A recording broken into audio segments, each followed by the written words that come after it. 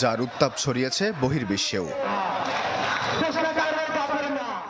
শিক্ষার্থীদের ওপর হামলার নিন্দা জানিয়েছে যুক্তরাজ্য ভিত্তিক মানবাধিকার সংস্থা অ্যামনেস্টি ইন্টারন্যাশনাল। সামাজিক যোগাযোগ মাধ্যম এক্সে এক পোস্টের মাধ্যমে কথা জানায় সংস্থাটির দক্ষিণ এশিয়া শাখা।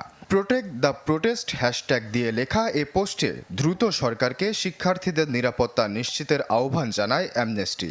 সংস্থাটি আরও জানায়, অতীতেও বাংলাদেশে বৈধ আন্দোলনে সাদা পোশাকধারীদের হামলার ঘটনা শনাক্ত করেছেন তারা। কোটা আন্দোলন প্রসঙ্গে আলোচনা হয়েছে মার্কিন পররাষ্ট্র মন্ত্রণালয়ের নিয়মিত ব্রিফিংয়ে। শিক্ষার্থীদের ওপর সহিংসতার নিন্দা জানান মুখপাত্র ম্যাথিউ মিলার। বলেন, উদ্ভূত পরিস্থিতি নিবিড়ভাবে পর্যবেক্ষণ করছে ওয়াশিংটন। ঢাকা সহ সারা দেশে ছাত্র আন্দোলনের বিষয়ে আমরা সচেতন ও পর্যবেক্ষণ করছি। শতাধিক আহত ও আক্রমণের শিকার হয়েছে।